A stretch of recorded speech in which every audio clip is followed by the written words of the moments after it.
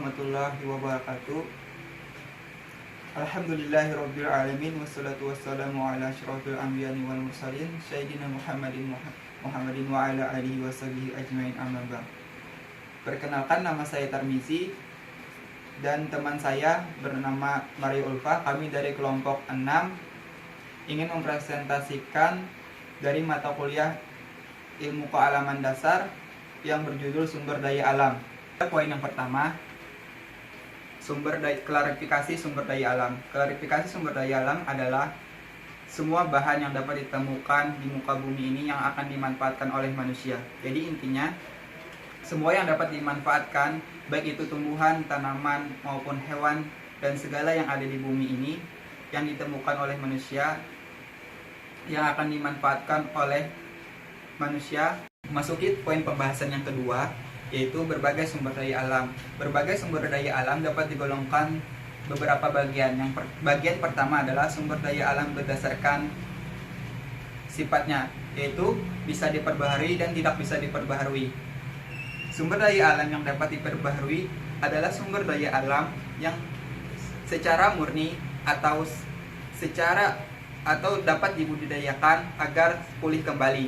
Yang kedua adalah sumber daya alam yang tidak dapat diperbaharui, yaitu sumber daya alam yang akan habis nantinya dan tidak bisa pulih kembali. Adalah sumber daya alam yang tidak akan habis, yaitu sumber daya alam yang tidak akan habis seperti contohnya adalah udara, matahari, dan lain-lainnya. Kedua adalah sumber daya alam berdasarkan jenis.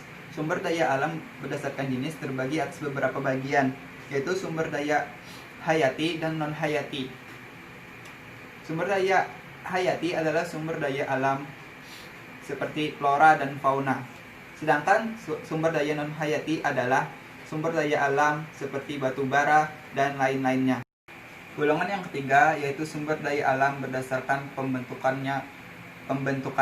Yang pertama adalah sumber daya alam materi. Sumber daya alam materi adalah yang bisa didapatkan dari alam secara langsung maupun yang didapat melalui proses. Yang kedua adalah sumber daya alam energi. Sumber daya alam energi yang artinya adalah sumber daya alam yang dapat menghasilkan energi yang nantinya akan digunakan oleh manusia. Yang ketiga adalah sumber daya alam ruang. Sumber daya alam ruang adalah tempat atau wilayah.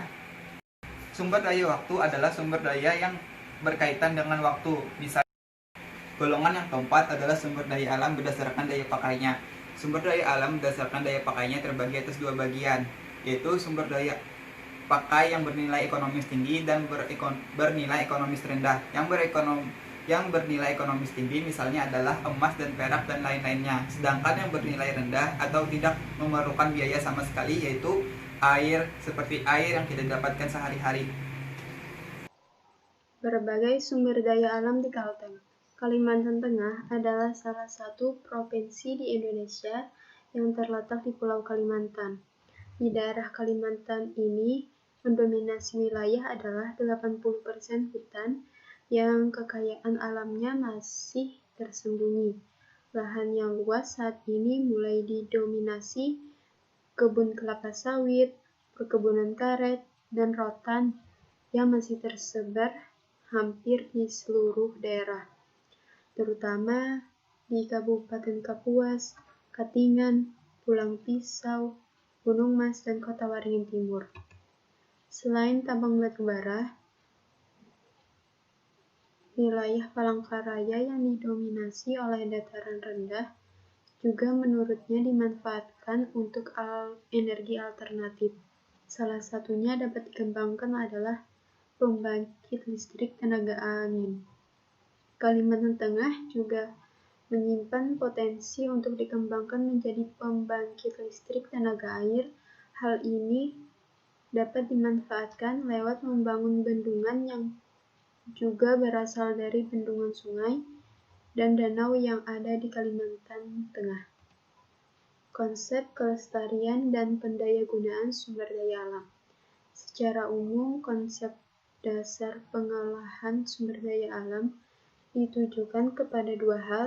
Yang pertama, untuk menjamin kelestarian kualitas lingkungan, baik dalam arti kata yang produktif, kreatif, maupun lingkungan. baik dalam arti kata produktif, kreatif, maupun estetik. Yang kedua yaitu untuk menjamin adanya kelestarian hasil dan pemanfaatan sumber daya alam. Artinya, dapat terus-menerus menghasilkan dalam jangka waktu yang relatif panjang. Jadi, maksud dari pengolahan sumber daya alam di sini adalah menjalin hubungan yang harmonis antara kebutuhan hidup manusia dengan sumber daya alam, seimbang.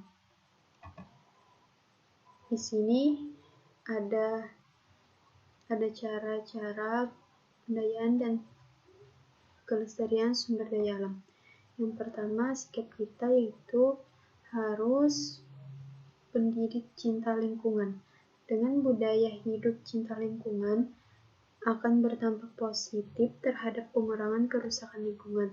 Yang kedua yaitu gaya hidup hijau atau green lifestyle. Masyarakat Indonesia harus memiliki budaya atau gaya hidup yang suka menanam pohon dan memelihara pada lahan-lahan yang masih kosong. Dengan cara gemar menanam akan berdampak pada pengurangan emisi gas CO2, CH4, N2O, dan NO2.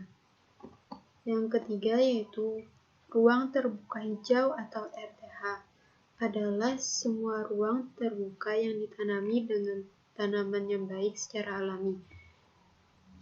Hal ini mendukung untuk wilayah kota agar memperbaiki lingkungan dan berfungsi sebagai paru-paru kota. Demikian pemaparan dari kelompok 6. Saya ucapkan terima kasih. Wassalamualaikum warahmatullahi wabarakatuh.